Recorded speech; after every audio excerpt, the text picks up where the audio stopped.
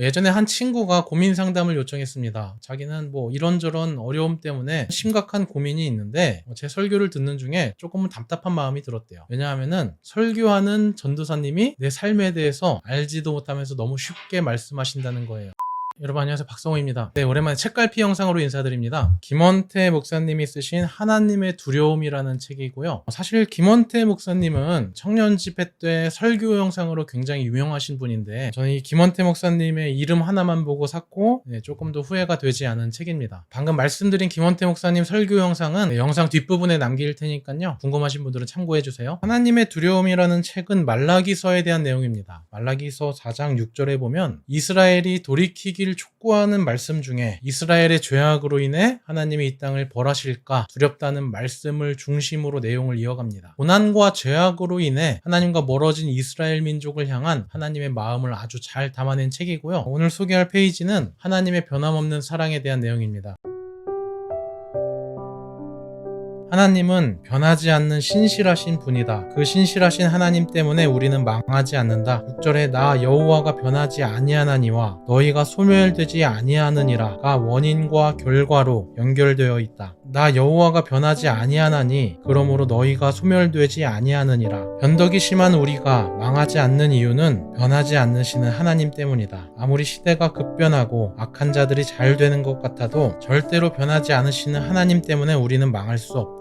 아멘. 영원히 변하지 않으시는 하나님을 믿으라. 그러면 망하지 않을 것이다. 다윗은 골리앗을 죽였다는 이유로 사울왕에게 쫓기며 이리저리 도망다녔다. 다윗 처지에서 보면 부당한 것이다. 너무나 억울한 일이다. 악한 사울왕이 힘을 가지고 있으니 하나님은 공의롭지 못한 것 같다. 하루도 아니고 13, 14년을 도망다니다니 하나님이 계시지 않는 것 같았다. 그러나 다윗은 자신이 당하는 상황이 이해되지 않아도 하나님을 여전히 신뢰하고 하나님을 원망하지 않았다. 그는 훗날 이런 노래를 불렀다. 악을 행하는 자들 때문에 불평하지 말며 불의를 행하는 자들을 시기하지 말지어다. 그들은 풀과 같이 속히 배임을 당할 것이며 푸른 채소같이 쇠잔할 것이미로다. 악인은 화려한 꽃이 피는 것 같아도 뿌리가 잘린 꽃꽂이에 불과하다. 화려하게 살아있는 것 같지만 이미 죽은 것이다. 악인은 하나님과의 관계가 끊어진 자들이기에 그들의 화려한 꽃은 곧 시들게 되고 영원한 지옥에 들어가게 될 것이다. 그러나 우리 성도는 약한 자 같지만 변하지 않으시는 하나님 때문에 절대로 망하지 않고 더 큰 은혜를 누리게 될 것이다. 당신도 다윗처럼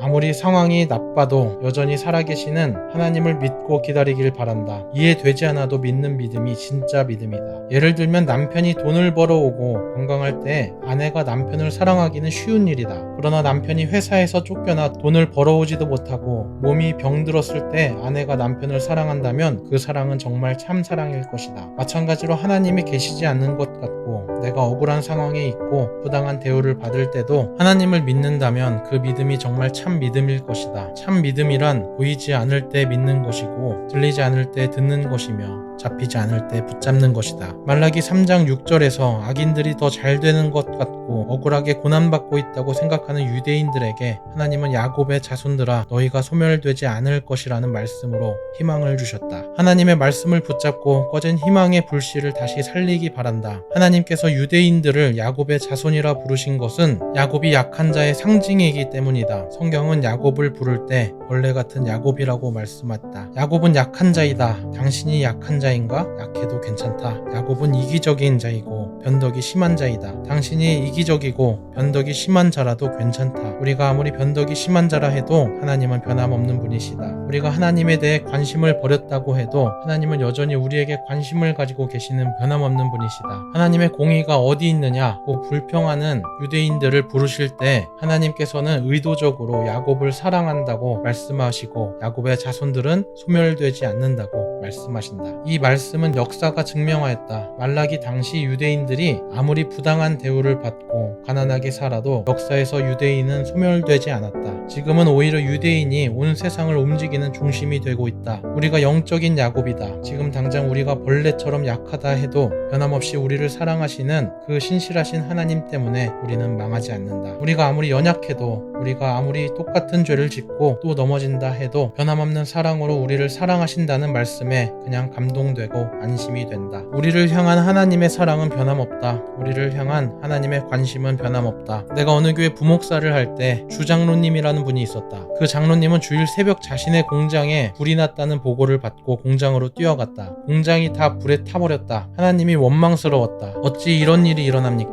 교회도 열심히 섬기고 믿음대로 살려고 애쓰는데 이게 무슨 일입니까? 하나님을 향한 원망과 깨어진 마음으로 주일 예배에 참석하였다. 장로님이 교회 본당에 들어서자마자 이런 찬양이 흘러나왔다. 신실하신 하나님, 실수가 없으신 좋으신 나의 주. 그 찬양을 듣는 순간 눈물이 왈칵 쏟아졌다. 주장로님은 하나님, 제가 잠시나마 하나님을 원망한 것을 용서해 주십시오. 하나님은 실수가 없으신 좋으신 하나님이십니다. 라고 기도했다. 장로님은 예배에서 힘을 얻고 한국의 공장을 정리하고 스리랑카의 한국보다 훨씬 큰 공장을 세웠다. 그 후 그 공장에서 한국에서보다 더 큰 수입을 얻게 되었다. 우리를 향한 하나님의 사랑은 변함없다. 우리를 향한 하나님의 관심은 변함이 없다. 영원히 살아계신 하나님은 우리 삶에 무한한 관심을 가지고 계신다. 그 변함없는 하나님의 사랑 때문에 우리는 결코 망하지 않는다. 지금 당신의 상황이 어려운가? 하나님이 보이지 않는가? 아니다. 하나님은 지금도 여전히 살아계시고 하나님은 지금도 우리를 변함없이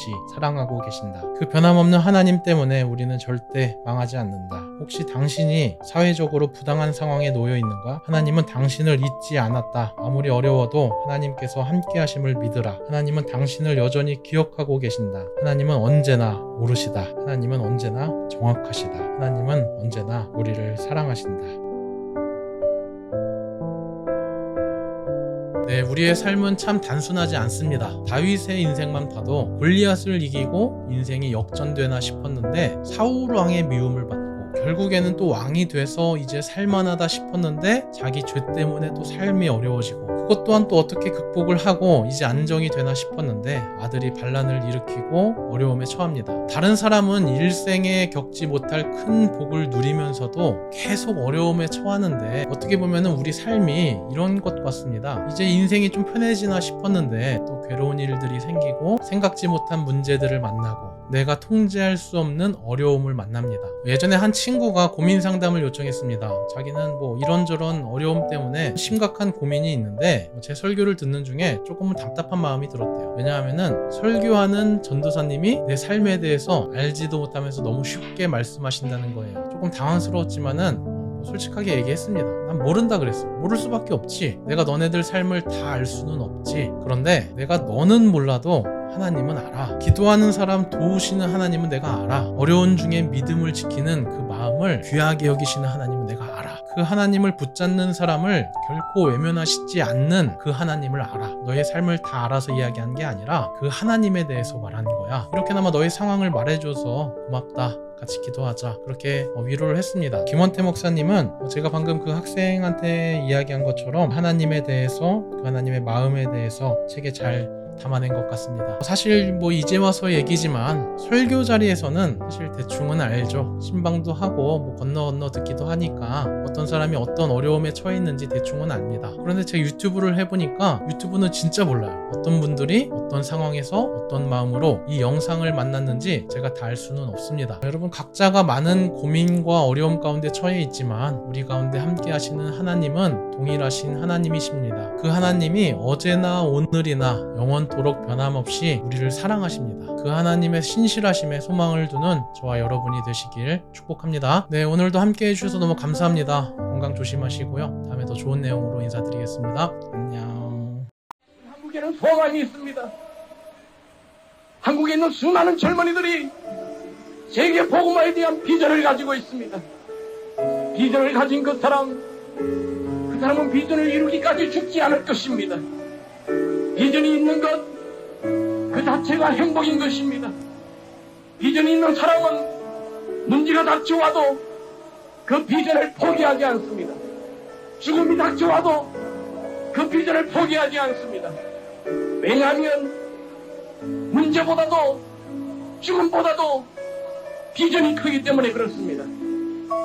우리 인생의 최대의 클라이막스는 비전을 가지고 살 때 이루어지는 것입니다. 아직 여러분들의 인생의 클라이막스는 시작되지 않았습니다. 비전은 고통을 먹고 삽니다. 비전은 기도의 눈물을 먹고 자랍니다. 하나님은 상황할 때를 꺾지 아니하시며 꺼져가는 심지를 끄지 않는 분이십니다. 하나님은 여러분을 통해 반드시 전 세계를 복음화하실 것입니다. 젊은이들이여, 두려워하라 평범한 죽음을. 여러분들이여, 절망을 품지 말고 비전을 품기 바랍니다. 여러분들이여, 걱정을 품지 말고 믿음을 품기 바랍니다. 다같이 한번 복창합시다. 하나님은 우리 한국 민족을 쓰십니다. 하나님, 내가 여기 있습니다. 나를 써주세요.